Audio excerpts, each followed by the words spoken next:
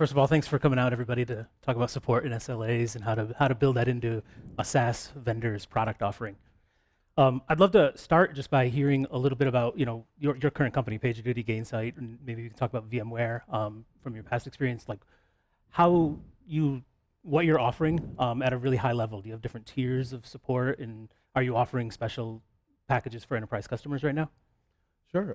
So PagerDuty, I suspect a lot of you guys may have heard about us, or may even be on call right now. But what we do is we started out with on-call alerting and management, and now we've broadened that vision to cover the entire incident lifecycle and to become the platform for real-time work. Whether it's dealing with your IT alerts and IT incidents and responding to them and hopefully preventing some of them, to expanding to security events and alerts and dealing with those quickly in real time. We also see customers using us for the support use case where they have high priority customers needing support right away, and they don't want to send that into a queue for the most junior rep to handle. They want that to be handled in real time as well. And so we've evolved a lot over the years in terms of support, but one of the things we did early on is we invested a lot in making sure that all of our support reps are very technical and very knowledgeable around the product, and we provided a very high level of support across the board. We didn't sell support as a separate product initially. We have it now for our enterprise customers. The ones who want to have 24-hour round-the-clock support, we do that now. And we've always been really fast at, whenever we have any issues or any alerts or incidents of our own, to get on that right away, to update our status page, and to communicate very proactively with customers. Nick, how about Gainsight? Cool, yeah, so I'm Nick Mehta, CEO of Gainsight. Some of you probably know us. We're a SaaS company, and we sell to SaaS and subscription and cloud businesses and basically build software that helps them drive adoption of their products, minimize churn, and get customers to grow with them. And so in doing what we do, we sell to a lot of support teams and service teams, and so we actually know a lot about the world of SLAs for customer support. Now, admittedly, in the early days of our company, I think we didn't have any SLAs, and I think it was just like my phone number or somebody else's phone number going direct to solve problems, right? But over the years, you kind of grow, and we're about a 600-person company now, so we have a few different tiers. We can talk about it more, but a lot of companies will stratify their support from kind of a standard package that everyone gets. Typically in cloud, it's hard to charge for standard support nowadays, so I think that's kind of built in for most companies. But then many companies will introduce a premium support business, especially if you sell to a large enterprise, they're often willing to pay for that. And then we actually have an elite above premium. So every year you want to add more revenue, so you add one more package on top of that. So we have 3 tiers right now, and basically we can talk more about it, but they're differentiated based on response time. So basically how fast you get back, whether you get a dedicated person or not, so whether you're going into a queue or you get a named person, and then some additional reporting that we give for the higher levels. Great. So I'm Marianna. I'm glad you have me here to talk about SLA and support. Such a great topic, right? I work at Intuit, and at Intuit, our mission is to power prosperity around the world.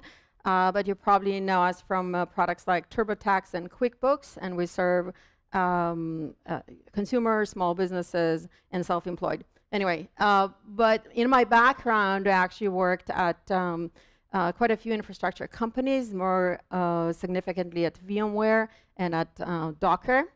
And so I'll talk a little bit about, I have a perspective from a buyer side, from a bit of selling side, but let me talk about the selling side. So at VMware in particularly, we really focused on building products that just work. That was some of our magic, at least at the early days. And in there, obviously, we had all sorts of support agreements, etc. Probably the one thing I would like to note here, as far as like different tiers, different agreements, etc. But what I think is most interesting is that for the really high tiers and some of the important companies, we actually view it more like a partnership. And we worked really hand in hand in them to try to understand their business, to share roadmaps, etc. So I think somebody mentioned it's at some point it becomes more of a relationship that you build with that customer over time, and you move away from this like transactional agreements, and often you go above and beyond the agreement. With Docker, obviously, we also focused on creating products that just work, which created a whole different problem for an open source company. But that's in there, the support et cetera, was actually not something that we emphasized in the early days. We really wanted to emphasize more value add on top of that. And again, similar, you start from very small support agreements and you enhance it over time to get more and more sophisticated. Great, thanks. I definitely want to come back and talk a little bit about the buyer experience, like as we go on at Intuit. Yeah. I think one area that I'd love to chat about, Nick, to start with is, when you see the different pricing structures for a support plan, you'll have a startup and a business and an enterprise, and one of the items that often gets listed under the enterprise is a dedicated account manager. You just mentioned it a minute ago. Right. Can you help define what that means to have a dedicated account manager? What you have to do to qualify and put that onto your website as an offering? Totally, yeah, and it's super confusing because there's a lot of different terminology. So I'll try to break down what I see as kind of industry standard.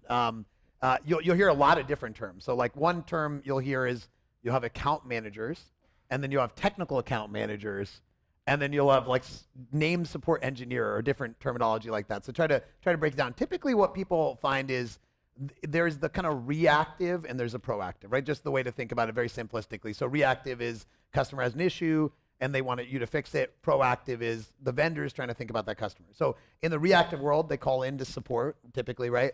And the question is, are you getting routed into a queue and you're going to get some agent, or are you going to get routed to a person? You're going to get your agent, right? And that's what people talk about as a dedicated support engineer, which is a little different from a dedicated technical account manager. I'll explain that a little bit.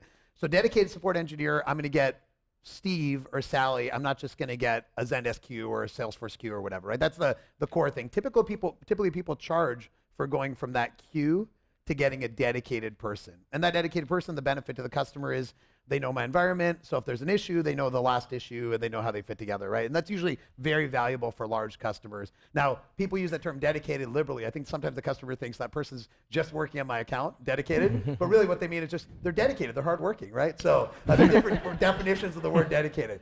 But that's like what you call a dedicated support engineer, right? And there are different terms, but basically that's reactive.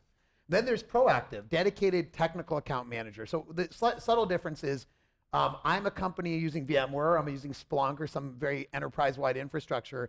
I need somebody helping me plan my overall architecture, right? So looking at all the different instances and sitting in design reviews with me and helping me plan my upgrades.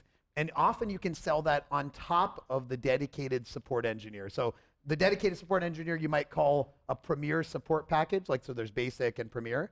And then separately, there's a technical account manager that you could sell on top of that.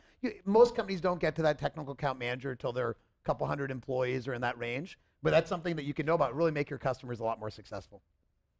Great. Marianna, you spent some time at Docker, which is different because it's an open source company. Is all that applicable to an open source company? If somebody's out here building an open source product, how should they think about those exact same questions? Yeah, I think for open source companies, it's very interesting. On some and the support structure that you put is similar, but I think what could be tricky for open source companies is that suddenly somebody else can come in and offer support for your product, right? So you need to start basically competing with that to some extent and start comparing the support that you provide to a support that maybe somebody else provide on your product. So that creates a bit of a tension in the system. But similar rule applies in terms of what you provide. The other thing that the change dynamics is obviously the bar for support is just much higher. People say I don't need support for your software. That's why I'm saying if you create your software is really good, then suddenly the bar of support is really high, and there's a bunch of companies that will say thanks but no thanks, and then you kind of in a whole different tier of companies you deal with that really cannot live without support. So you eliminated some of the market, and then you also invited competitors in, so you're not the only provider in the market sometimes for your own software. Yeah, that's definitely interesting. Alex, we were just talking about support and different tiers of support and how the definitions are to put on your website, but love to shift for just a minute and talk about SLAs. You see 4 nines of SLAs listed on somebody's website. Can you define what that means to be able to put that there? Yeah. So SLA is one of the big parameters that's going to be in an SLA is the uptime. And a lot of times that's defined with number of nines. So if you say 3 nines of availability, that's 99.9%. You get 4 nines. I don't see 5 nines that often because that means you can only go down 5 minutes in an entire year. So you have to have such a reliant and resilient system that the problem must heal itself within those 5 minutes because you can't even have humans involved. So we see 3 nines, 4 nines a lot. And then the other big variable to think about when thinking about an SLA is what is the penalty when you breach it? So those are the two things. And you can actually make yourself look really good by saying we do 4 nines. I've seen companies say we do 100%. It doesn't mean they don't go down ever. It just means that's what they guarantee. And when they breach the SLA, they go under the penalty. And generally, the higher you make your nines, the lower you make your penalty.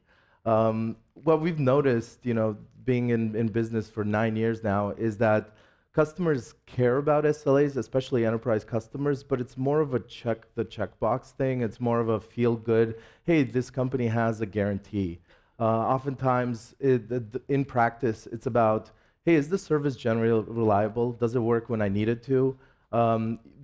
Whether you have an SLA or not, generally the penalties aren't that strong. So, like for example, our SLA, for full transparency, we cap it at 30% of the month spend in terms of refunds. So even if we're down a lot, which we're not, knock on wood, but there's a cap there.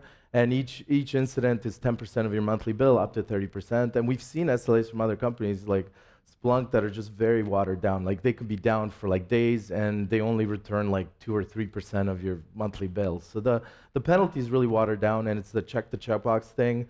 And at the end of the day, it's about, okay, well, if we're not happy with your reliability, the SLA is not going to make your reliability better. It's about, are we happy with it? Then we'll continue to pay you. If we're not, we're just going to use someone else or build our own. Great, yeah.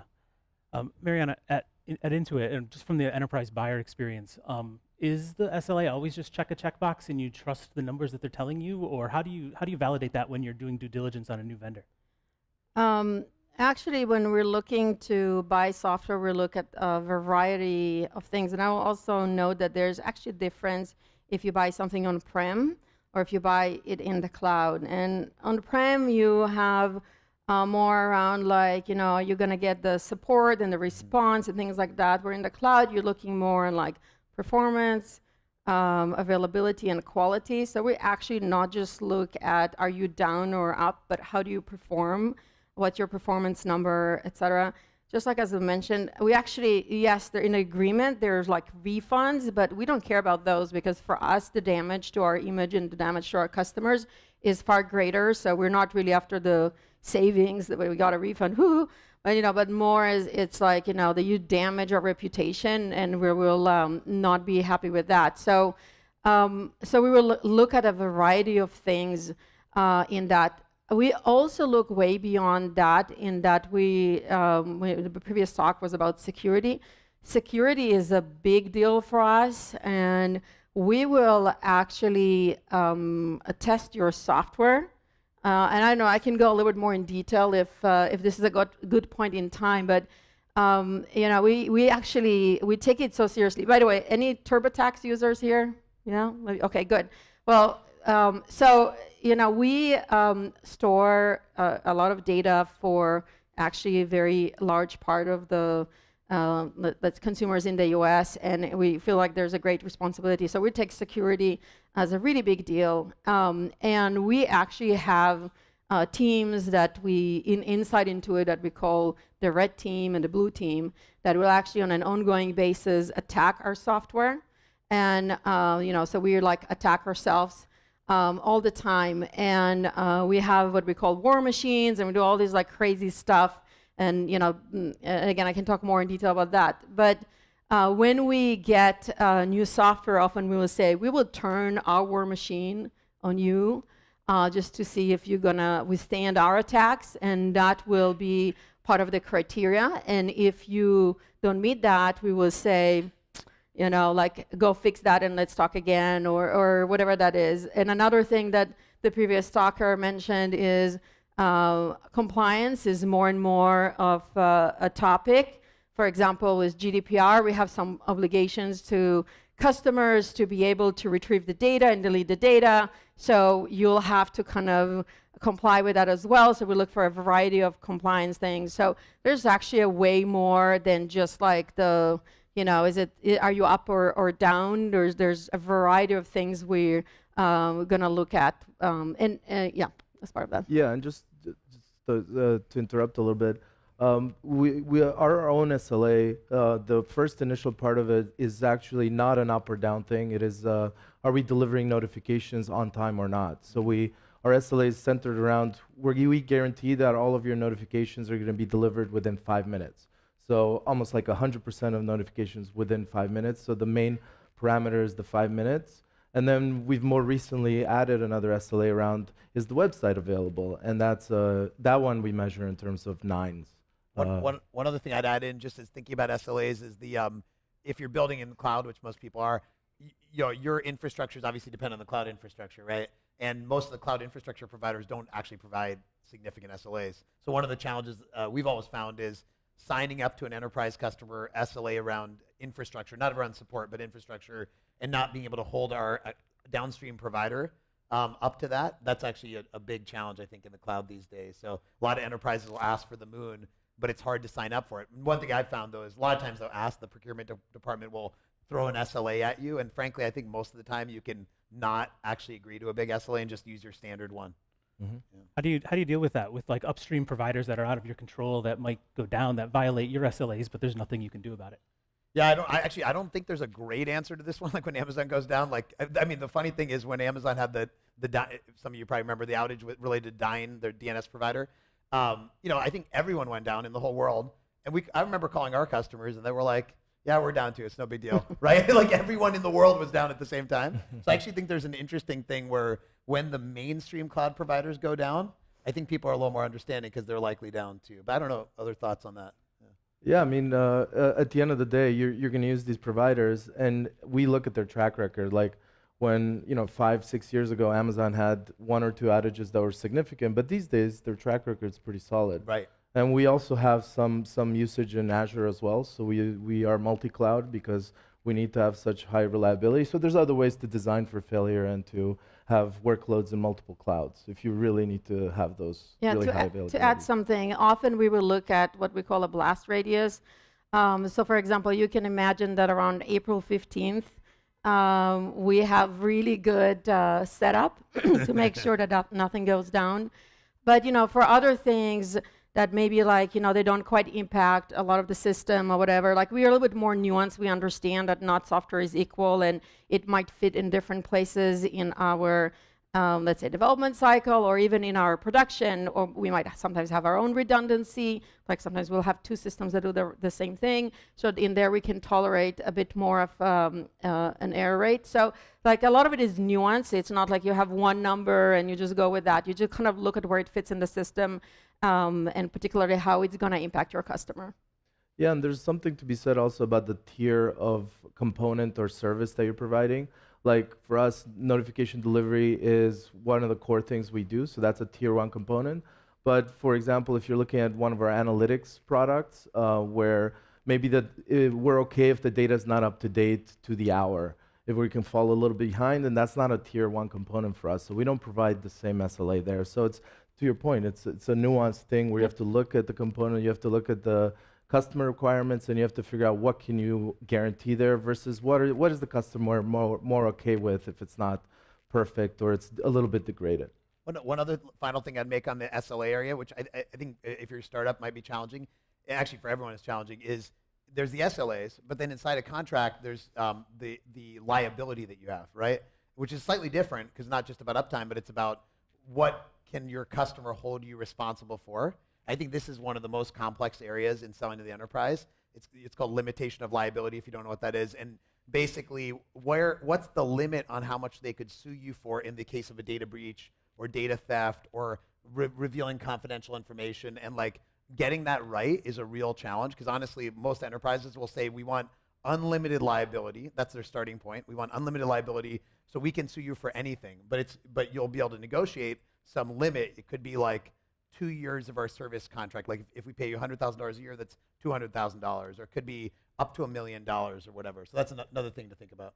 Yeah, and when you do have a problem and you have to communicate that to your customers, Nick, do you have any insight into like communication channels that are working well today? How do enterprises like to receive that information? Yeah, totally. I mean, I think there's different kinds of kind of communications people have. So most companies, I think, if you sell to large enterprise, you need a high touch approach. So the world I live in, we work with our customers create what's called a customer success manager, and that person's often kind of the main point person with the customer and communicating to them about everything that's happening, including, let's say, a disruption or an issue.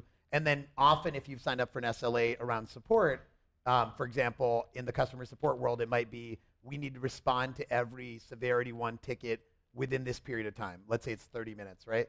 You're going to report on that, let's say once a month, and say, here's all the tickets we got, here's when you reported it, and here's when we responded. Not when we fixed it, by the way. Nobody signs up for a fix SLA because it could be a bug that takes a month to fix, right? But you report on what that actual SLA was, and people like to see that. And then usually people have some kind of status page notification system for system-wide stuff, and Alex knows a lot more about that than I do. So Yeah, I mean, there's the one-to-many channels of communicating to customers when you have an incident or degraded performance or outages. So we have a status page and we update that. And that is sometimes challenging as well because we now have a lot of complexity to our system. We have some level of segmentation between customers, so we can have like one fraction of our customers being impacted by a service degradation, like 1/64th. And then when we update the status page, it's hard to say, oh, it's not all or nothing. It's not we're hard down, and our customers read every single word very carefully in there, and they freak out sometimes. So I think the ultimate goal for us, and we're not there yet, is we want to get to the point where we can give customers a status page that's just for them. They can see, oh, I bought these 3 products. They don't care about all the other products that they haven't bought, the uptime of those, or whether they go red or whether they're green. And then they could see, am I being affected by this service degradation? Is the shard that I'm on being impacted? What is the impact? And ultimately, the customers want to see that impact and want to know what is my plan B. So for when they don't get their alerts for their critical systems, maybe they'll put people to watch the monitoring systems directly. So that's the workaround while we're having issues, or something along those lines. And for each business, it's going to be different. What is the plan B? Sometimes it's just waited out. Yeah, and just to add, I've talked about how from like a VMware perspective or even Docker perspective, you start looking at some of your customers as partners, and I actually highly recommend that too, especially for your first few customers, whether they're SaaS or you have a SaaS product or on-prem product. You always, if you develop that relationship, that's great. And I know on the buyer side, even today, when for really major providers for us, sometimes we have people on site on any given time. Because the relationship is so tight and there's that dependency, and then you go into whole roadmap exchanges, et cetera, et cetera. So it's a whole different level.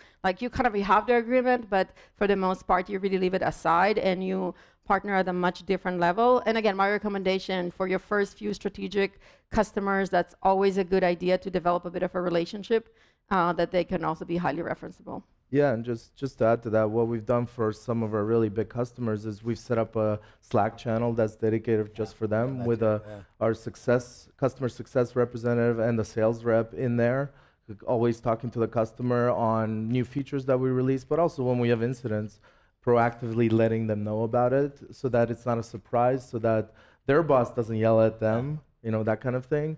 And then we've done that for a lot of our top customers, but we need a more automated way to do that. And as part of our incident response process, we also need, and we're working on this now, a way to let our internal stakeholders, so customer success, sales, all the customer-facing people know about the incident as well, so that they can proactively be able to update customers. So we right now we do that through Slack.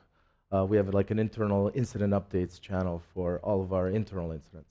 So that's a customer success and sales and incident management through Slack. Have you tried doing just regular straight up support through Slack for some of your largest customers? I mean, we do for the large customers. We just, instead of sending a thing that goes into an inbox, we just have a real-time conversation with them over Slack. Thinking about, Alex, you mentioned that there's different levels. You may have the website down or like reports an hour slow, so that's just a degraded service performance. If you think about different types of SLA violations, maybe there's security violations or degraded or full outages. Do you use different methods of communication across those? Well, since you mentioned security events, those I would say are very, very different than incidents. For an incident or a degraded performance type issue, you want to be very proactive, you want to be fairly transparent, and you want to tell folks quickly. For a security incident, that's very different. You want to make sure that you've mitigated the incident, that the attackers are out, that you know what happened and who was impacted. You want to contact the authorities, like the FBI in that case, so they can do an investigation as well. And only then, once you've wrapped everything up and you understand everything, can you disclose to customers, because there's legal and compliance requirements that are very different than in the IT incident.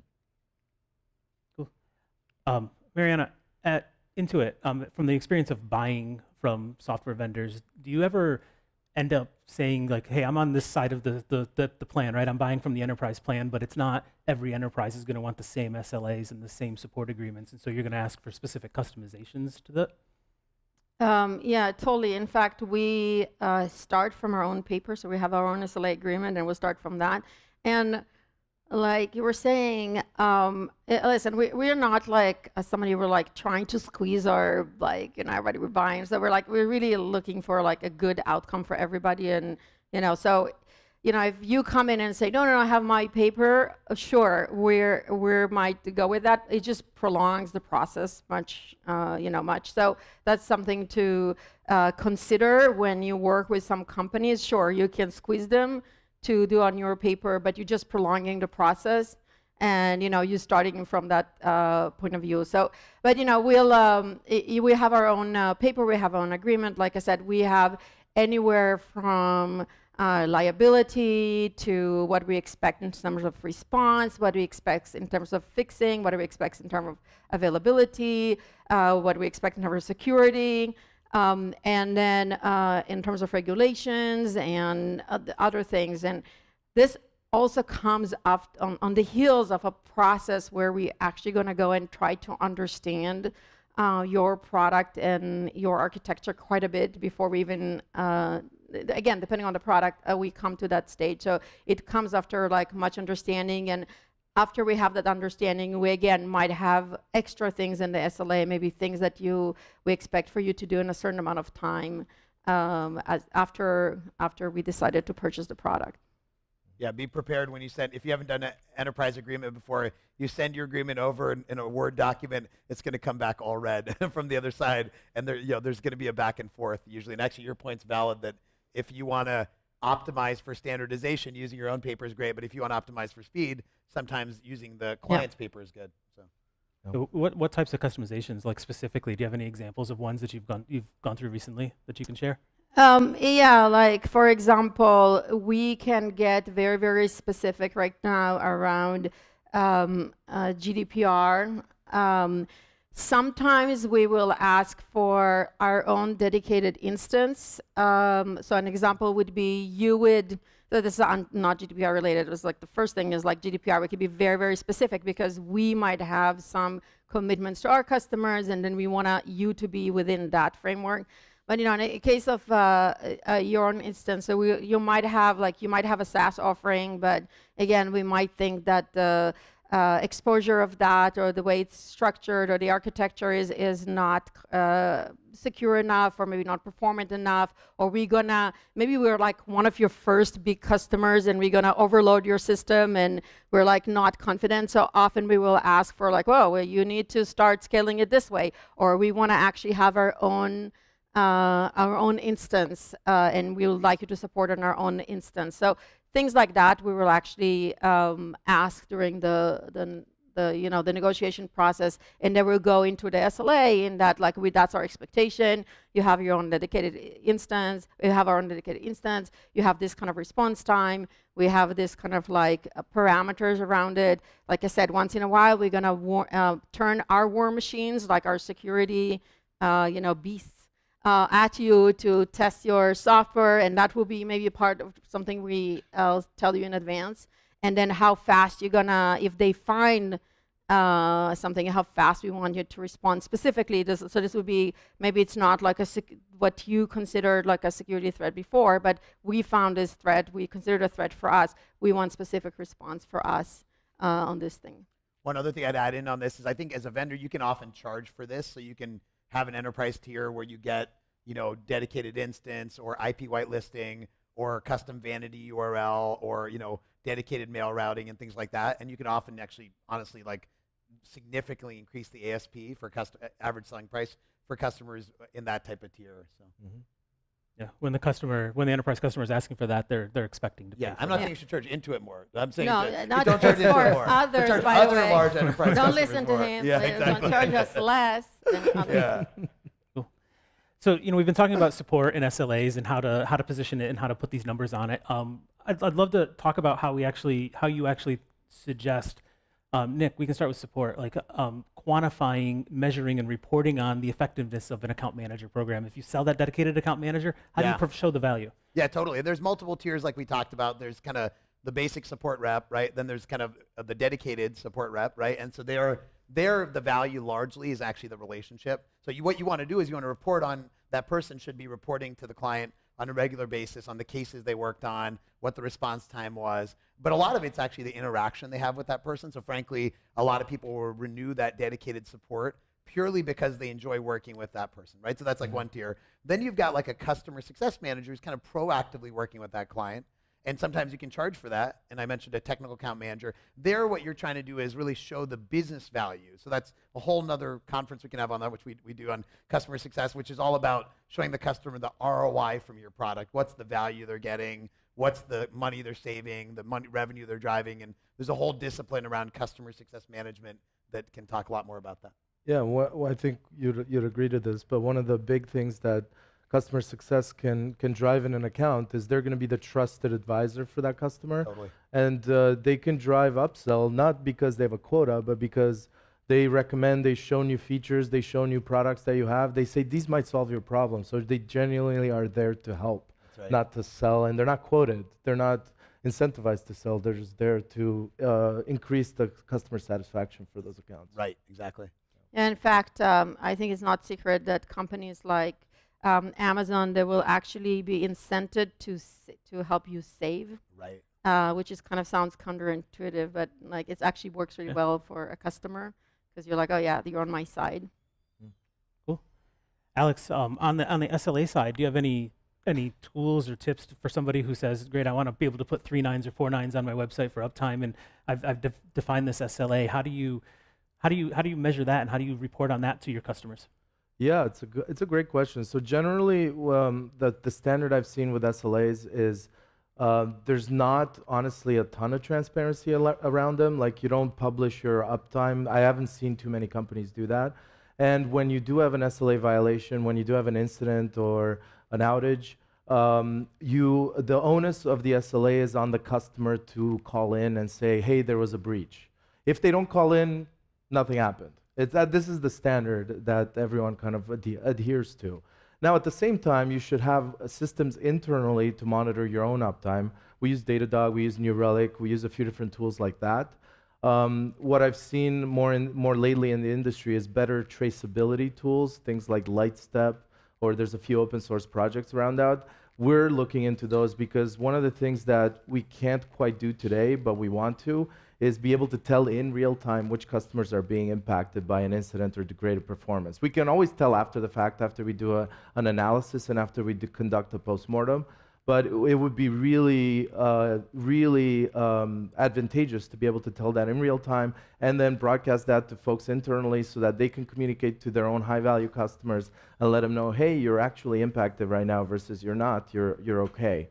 And then for the high-value customers, give them the performance data of here's how you're doing, here's how most of your notifications being delivered within a minute. And we've had this one blip here and this one blip there.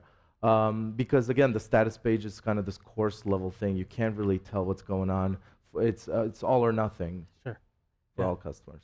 Marianna, when you are buying something like PagerDuty and they have an SLA, but you have to be monitoring it to report it. What systems are you putting in place in order to hold them accountable to the SLA that they're selling you? So obviously have our own monitoring systems, and we look at things that are like availability, et cetera, and we will monitor all the time. What I want to say is at the end of the day, whether your software is working or not is less gonna live or die by like the numbers you put on the SLA, but more like, did it generally work for me or not? Was the pain worth it or not? Did you respond well when we had a problem? That's kind of where we're gonna, and did you improve, like if we did have one? Because some of the relationships that we have started pretty difficult, like at the beginning, maybe there was like more problems, but you see like over time, like, oh, that's a really good vendor for me, and we actually go some places together. And but yes, we have tools, and we will know, often we will actually ask you, are you, like, for example, we use Splunk, we use Wavefront, we have bunch of other stuff, App Dynamics, but we'll often ask you, well, are you connected to this tool? Do you already have some things we could actually monitor? If not, we will connect, or we use APIs to connect, and then we will immediately know if you're up or down. Sometimes we know before our vendors, which is kind of sad. Yeah. Alex, on SLAs, we talked about how to define it, how to measure it, how to report on it. When's the right time to add one to your website? Should it be before you make that first sale? Yeah, I mean, it depends on the customer, really. If you're selling to more higher-end enterprise customers with larger contract sizes, where you actually have a contract versus a click-through kind of agreement, that's when it's time to think about it. It should be, I would say, listen to the customer. If they're asking for that, do it. If they're not, and you can get away with not doing it just yet, get those early customers in a high velocity way. I mean, early on, we didn't have an SLA on our website. We had or in our contracts. We started with a frictionless model with free trial, sign up with a credit card, and we got through that for a few years before we finally implemented an SLA. You started getting pushback from some enterprises? Yeah, some enterprises started to ask for it, and then we put one together. But we didn't do it before that happened. One thing I would say, though, is that I agree with what you said. I think when they ask for the first one, you should be prepared, and you shouldn't take the one they wrote. So sometimes, like an enterprise will be like, here's the SLA that we want you to sign up for. I think, except for Intuit, which you do whatever Intuit says. But in other customers, you should, my recommendation is have one ready. So that's something you can really do and you can live with it. I've seen some people who kind of signed up for one that somebody came up with, and then they have to live with it for a long time and things like that. So you can always find an SLA.com, some SLA, or is there like SLAwarehouse.com? There probably is some. Probably. Like Or download a bunch. it's on the website. Have them ready. Yeah. When a couple of years went by and you actually did have your first SLA, is that the same SLA you have today, or has it changed over time? It has changed. It has changed. Not a lot. Like the 5-minute guarantee is still there. We've added to it. We've added the uptime guarantee in terms of our APIs, in terms of our actual interfaces, mobile and web. And now that we have multiple products, we're looking at making it again more nuanced and adding SLAs for all of those new products. But again, you have to think about the tier of service you want to provide. Is this a mission critical service, or is this something that the customer can live with if it's degraded a little bit? There's a lot of nuance to it. And ultimately, I keep going back to the SLA is nice, and it's a legal tool that your customers can hammer you over the head with. But at the end of the day, are they happy with your product or not? The SLA is not going to guarantee that your product's going to be good. Sure, they'll reliable. leave rather than Exactly. Yeah. By the way, I know, for example, at Docker, the first few SLAs, a lot of these, it's the first time, and you're like, I'm not sure about this. I'm not sure about this liability limit. I'm not. But the next one, you're like, oh yeah, I know what to do on this one. I know what to do on this one. So it does kind of change over time, and you become more and more savvy dealing with these customers. Has the support offering had changed over time too? Totally. Yeah. I mean, we added different. We didn't have dedicated reps early on, and we didn't have a support SLA in the beginning. So I think over time you kind of evolve it, very similar to what we just talked about. One thing I would say in general for both support and uptime SLAs is there's a fine balance. You want your standard one to not be onerous for you, but you also don't want it to be unfriendly to the customer. And because frankly, what will happen is they'll just try to negotiate it and you have to go back and forth, and that slows down your sales cycle if that's what you're focused on. So I think finding something that's actually reasonable for both sides. You know, a lot of times the early SLAs, people try to be really cute and be like, if we're down on a day ending in a Y, it doesn't count or something like that, right? And so like they'll add things that are kind of ridiculous to their SLA, this kind of Weasley, right? And I think that's not smart. I think customers are pretty smart, so I think find something that's pretty reasonable. One recommendation I'd have is make sure you have a lawyer that knows how to do SLAs and all this stuff. You know, there's lots of lawyers if you're in the Bay Area that know tech contracts. Make sure your lawyers know tech contracts. Great. Yeah. Another question outside of PagerDuty, Gainsight, Intuit, VMware, and Docker. Like, can you give some examples of companies that you look at and they're doing best-in-class support, and you look to them as examples in how you want to model your own programs? You know, I have to highlight AWS here, honestly, because I feel that they are so customer focused that it really feels like they want to have your success. And like I said, they will go to the extreme of how can I help you gain more and more discounts on my platform, as opposed to can I get more revenue from you. They were very like responsive and things like that. Like, while they're not like perfect, we all know that, and we can all cite the big outages. You know, they're so customer focused that it's actually quite impressive. Yeah, and to add to that, I agree with 100% with what you said. And the only one caveat is you have to be at a certain size before AWS will pay attention to you, because they have so many customers that they can only dedicate. Docker, they also paid attention, but that's for another reason, I think. Yeah. But what I was going to mention is their status page is really great, because it's customized to you based on what product you bought. And that's the direction that we want to go into, and that's where I see status pages going in general.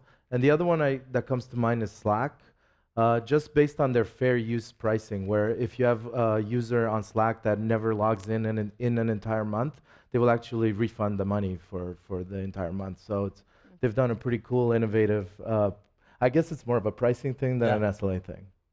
Great. Slack actually also kind of does the opposite of what we were talking about earlier, where they're proactive about SLA violations and they'll just refund you. So yeah, I heard that too. Yeah. One final question, just for you, like give you an opportunity. Is there any advice you would give to like a SaaS vendor right now who's thinking about creating a support or an SLA program and selling it to enterprise? You want to start? I should go for it. You know, let's start from the few examples that we have cited with Slack and AWS. If you look at the common thread, it's about you build some trust with your. Let me assume that your software works. Let's start there, because if it doesn't work, you cannot. There's no SLA. There's no relationship. There's nothing that's going to overcome that. So let's just assume that is a given. But aside from that, focus on building trust with your customers, and really think about your customer is not your enemy. They pay your paycheck. So kind of just go that extra mile to build trust, be transparent. So what if you had to refund them more? All these little things, they build a lot of trust in the relationship. But at the end of the day, that's what I think is most important when you have this kind of relationship. Cool. Yeah, broadly the world I've been talking about on the support and kind of account management side is called customer success. That's the bigger picture. There's a lot you can read. We wrote a book on it. You guys people can check it out. One specific thing I would say is you could charge for a lot of this, and I think it's actually a win-win. So whether it's a name support person, technical account manager, a lot of things you can charge for. And I think it's actually customers benefit because there's somebody there, and you benefit too because you can actually fund this. So I think a lot of companies don't realize that some of these revenue items can actually help both sides. So consider charging for some of these services. Yeah, for me, I'd say start with the product. We talked about this earlier, is if the product is good and it's easy to use and easy to get started with, you can avoid a lot of support interactions, a lot of needing to go to the customer's site to start implementing the products, so professional services. We didn't have that for a very long time. We just started with it like a year ago. And then from there, I would say also invest early in support and in having really competent technical folks, so that when the customer talks to one of these people, they're not like, oh, this person has no clue. They're telling me to unplug and replug my computer, and like that. You don't want that kind of support. So those are the two takeaways for me. Great. Thanks so Thank much. you. Appreciate it. Thanks.